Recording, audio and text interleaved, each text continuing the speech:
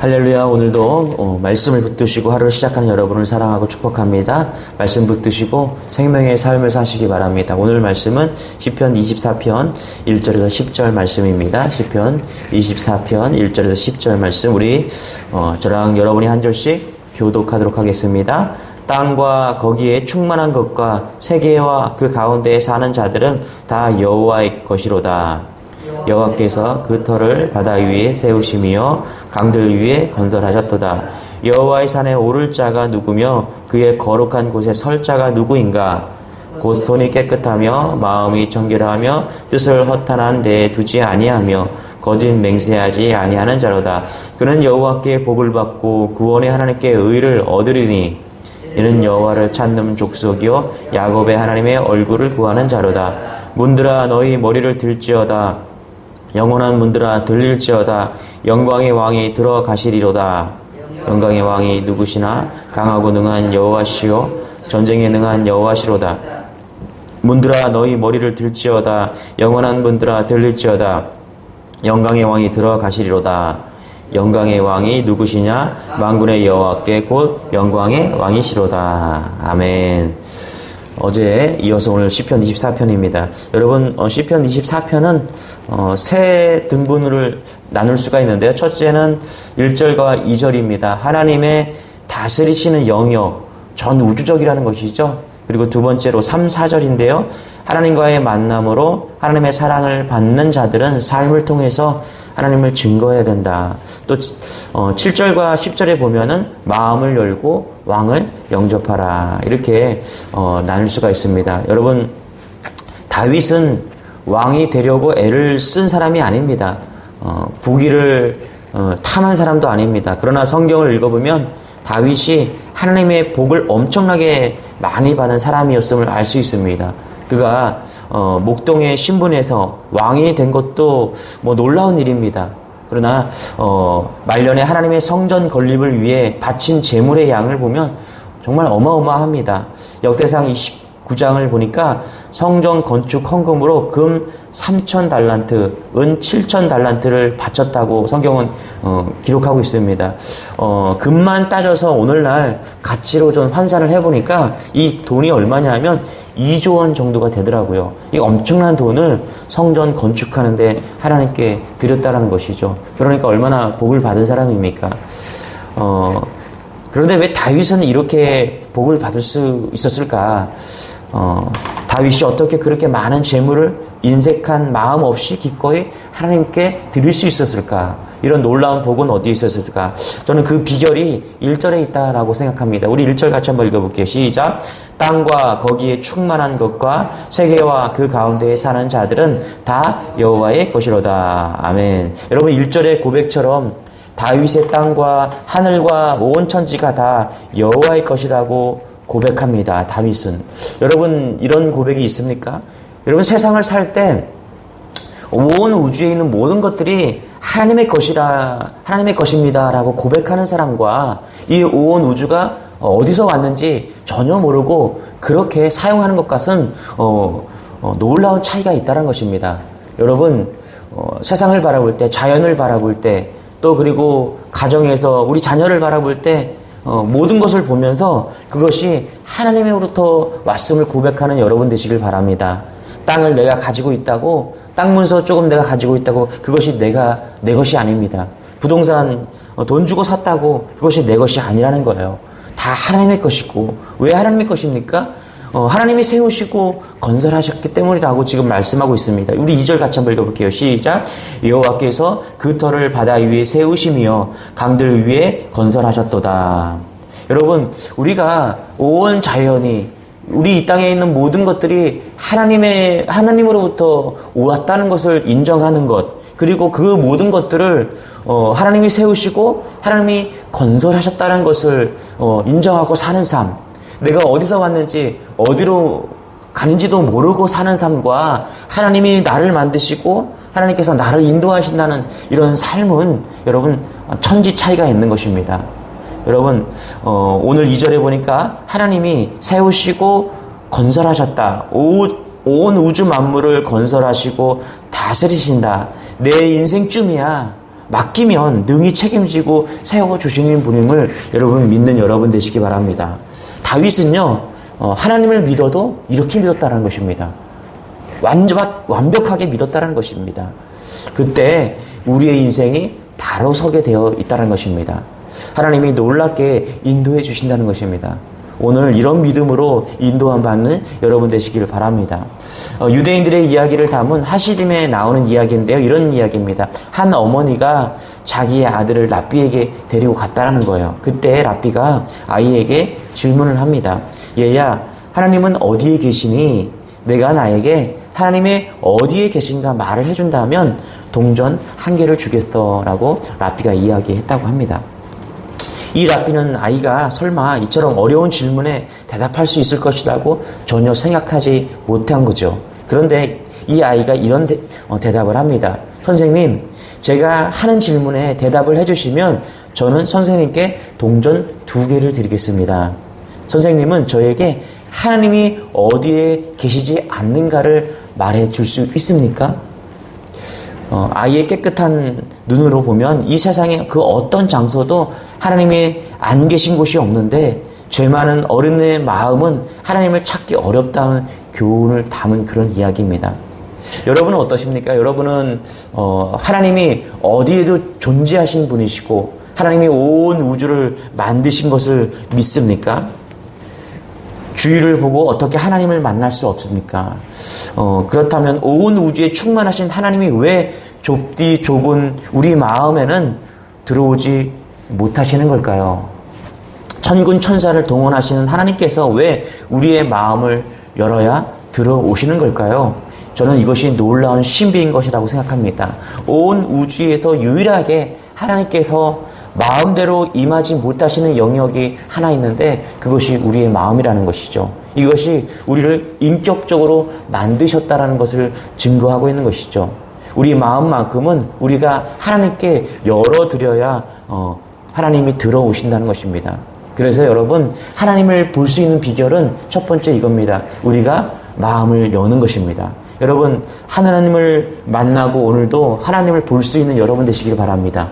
꼭 어디를 가서 기도를 많이 해서 하나님을 볼 수 있는 것이 아니라 자연을 보고 또 사람들을 보고 내 자녀를 보고 이런 모든 것을 볼 때 하나님을 볼 수 있는 자, 그것이 지혜로운 자이고 그것이 다윗의 믿음이라는 것입니다. 오늘 이런 믿음이 여러분에게 있기를 축원합니다. 두 번째는 여호와의 산에 오를 자입니다. 다윗은 여호와의 산에 오를 자가 누구냐 이것을 고백합니다. 첫 번째는 하나님을 볼 수 있는 자가 누구냐, 또 두 번째는 여호와의 산에 오를 자가 누구냐. 우리 3절 이렇게 말하면 같이 한번 읽어볼게요. 시작.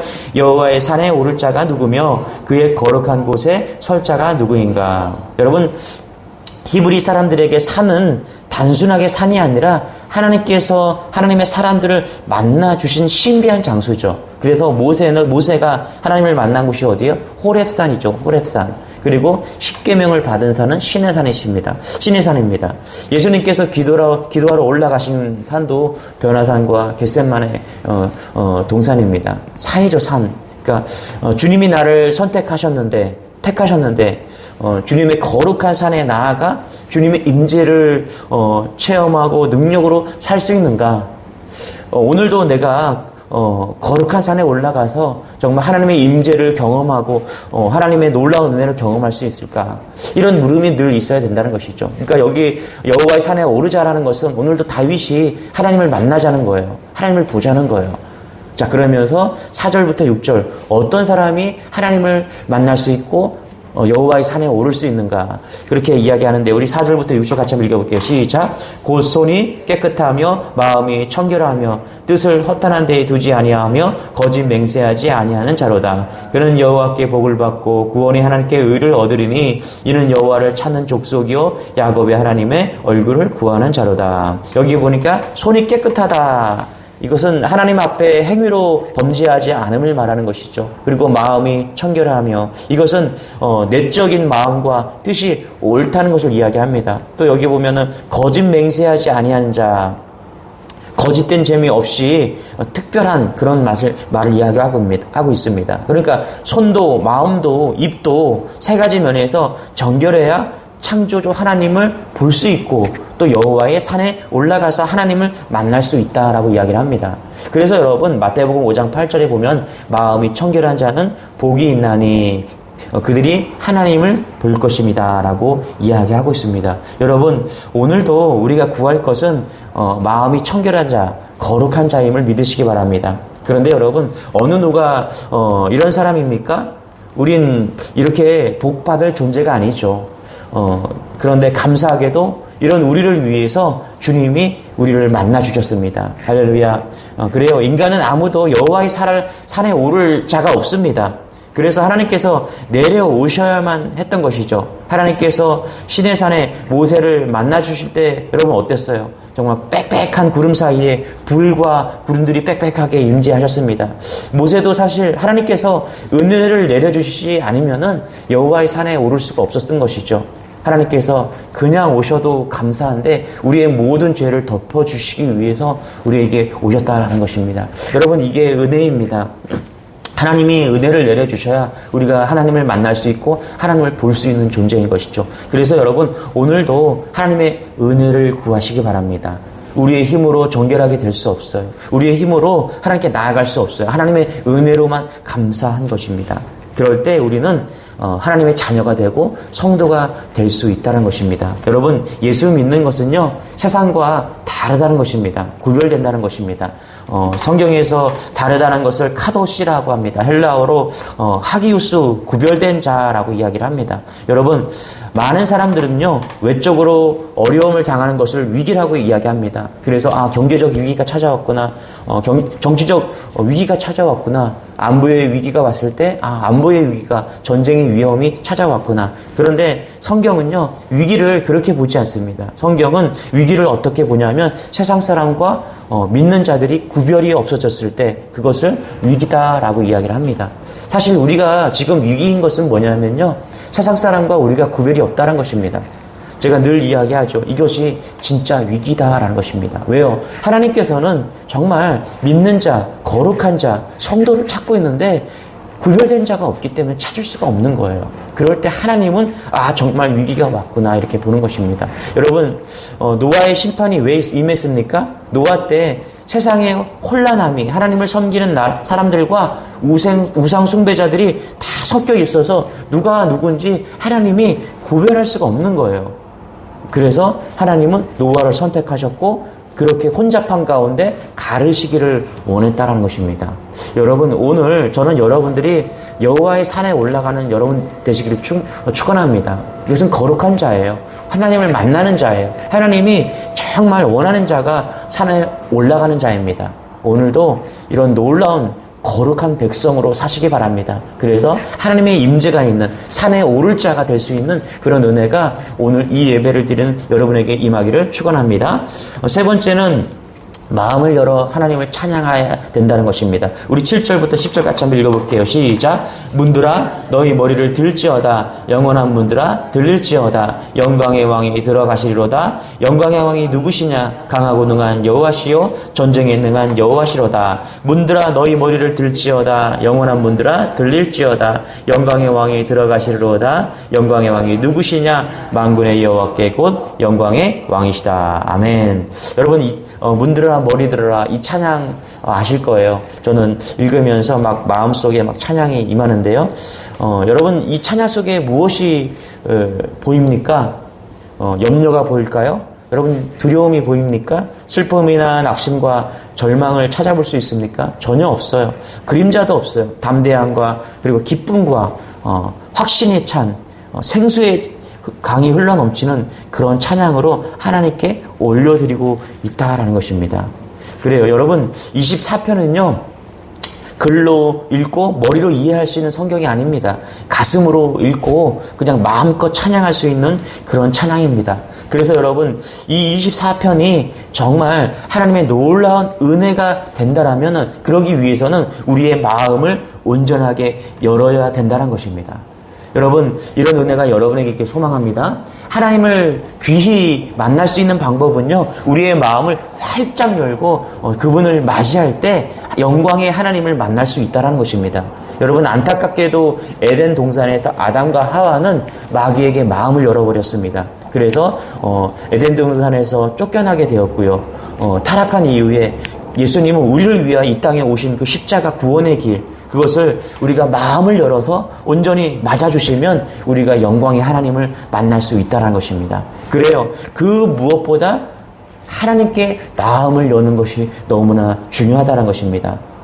7절에 보니까 이렇게 얘기합니다. 다시 한번요. 문들아 너희 머리를 들지어다. 영원한 문들아 들릴지어다. 영광의 왕이 들어가시려다. 영광의 왕이 들어온대요. 우리의 심령에 영광의 왕이 들어온대요. 그런데 마음을 열 때 영광의 왕이 오늘 우리 마음에 들어온다는 것이죠. 여러분, 이런 은혜가 여러분에게 있기를 소망합니다. 할렐루야. 왕을 모시기 위해서는 무엇보다도 우리의 마음을 활짝 열어야 된다는 것입니다. 그래서 스펄전 목사님은 우리가 영광의 왕을 모시려면은 편견의 문을, 부패의 문을 활짝 열 때 하나님께서 우리의 심령에 그렇게 들어온다라고 말씀하십니다. 여러분, 우리는 타락한 존재이기 때문에 마음을 여는 것이 쉽지가 않습니다. 교회 10년 다녀도요, 마음을 열지 않으면 하나님을, 영광의 왕을 우리가 맞아들일 수가 없는 것입니다. 오늘 이 시간 이 말씀을 듣는 여러분들은 마음의 문을 활짝 열어서 하나님이 내 안에, 예수 그리스도가 내 안에 오심으로 감격과 은혜가 있는 여러분 되시기를 바랍니다.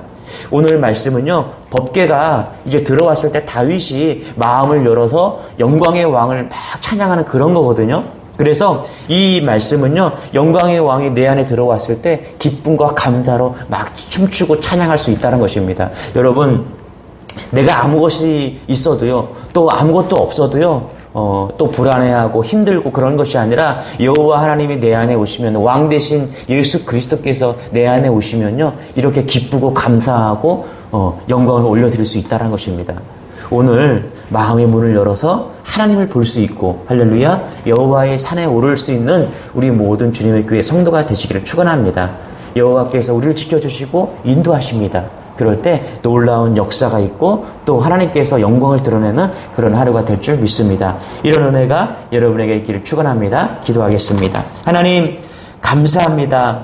하나님의 놀라움을 오늘도 경험합니다. 내 주위에 있는 모든 자연과 또 내 모든 삶과 또 내가 어디서 왔는지 오늘 마음의 문을 활짝 열어서 주님을, 영광의 하나님을, 왕 되신 하나님을 내 안에 발견하고 또 받아들입니다. 그럴 때 하나님을 볼 수 있고 또 여호와의 산에 올라 하나님의 놀라운 임재를 경험할 수 있음을 고백합니다. 하나님, 마음을 열어서 주님을 영접할 수 있는 그런 우리의 믿음의 백성들이 다 될 수 있도록 도와주옵소서. 그래서 오늘도 인도함 받고 영광을 돌릴 수 있는 그런 하루가 될 수 있도록 우리와 함께하여 주옵소서. 감사드리며 예수님의 이름으로 기도드려나이다. 아멘. 오늘도 하나님과 동행하는, 주님과 동행하는 그런 하루가 되게 해달라고 우리 말씀 붙드시고 기도하겠습니다. 주여 한번 외치고 기도하겠습니다. 주여.